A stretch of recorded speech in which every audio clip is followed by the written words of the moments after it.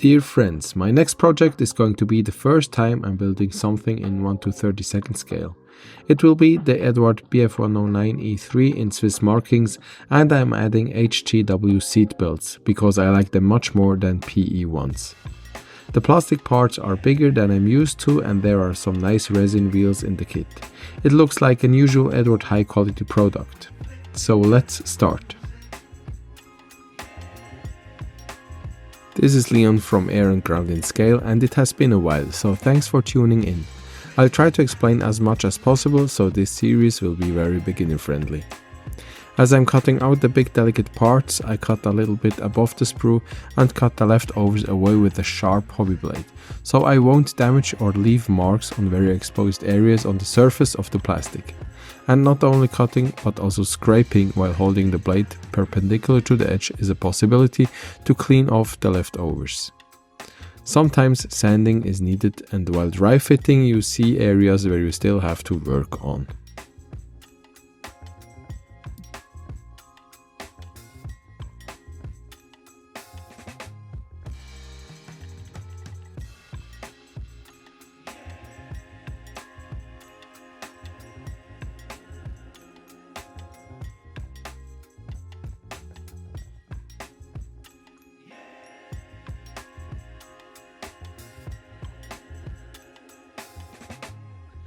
I love the smell of Tamiya extra thin cement, and it does the job.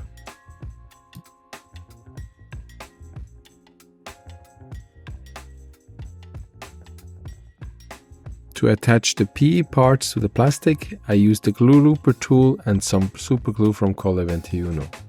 With the glue looper tool you can add a precise amount of super glue to the part.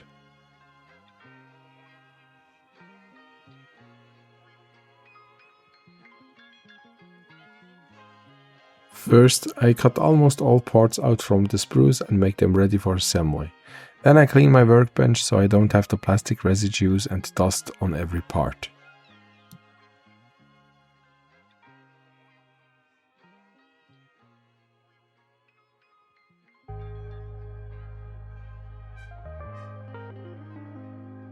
That I don't lose any parts and have everything together, I ordered some plates. They are very convenient, and if I finish my workbench session, I store everything in a container to keep the dust away.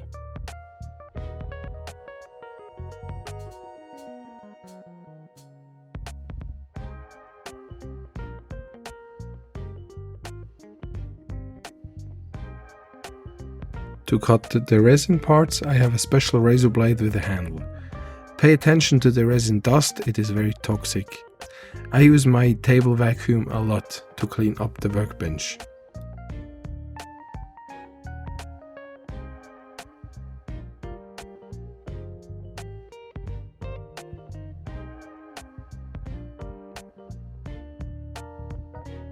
As I mentioned, I use Colle 21 and the glue looper tool for gluing PE and resin parts together. They do their job very good.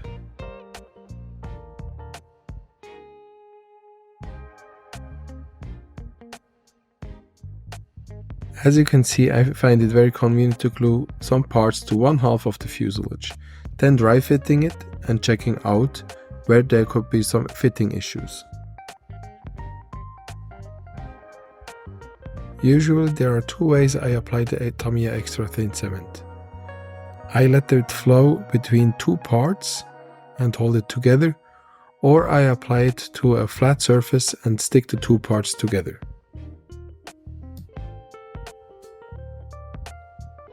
As it is the first time I assemble something in 1/32 scale, I already feel like I should pay much more attention to painting and weathering, because there are much more details visible.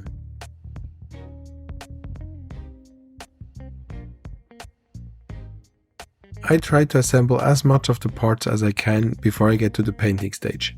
I keep these stages apart as much as I can to keep the workbench clean. Using the airbrush while still having resin and plastic dust on the workbench can ruin your paint job.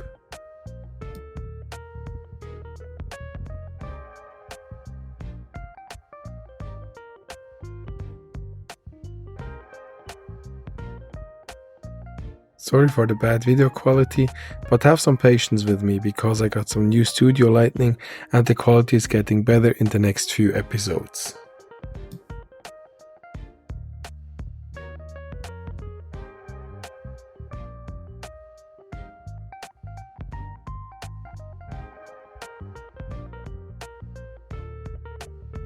Masks from Eduard are great as always. I use a toothpick for easier application.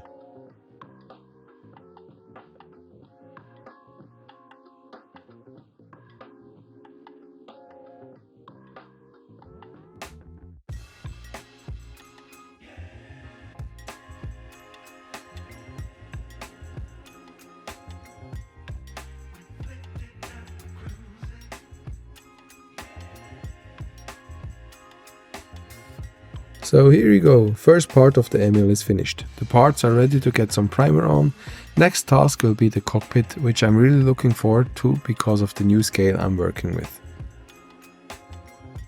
Here's the channel Air and Ground in scale back on YouTube. I try to get as much as possible to the workbench and editing the videos as I can, because it's fun, but spare time is rare as you know, so subscribe to the channel and don't miss the next episode. Have fun at your workbench and see you next time.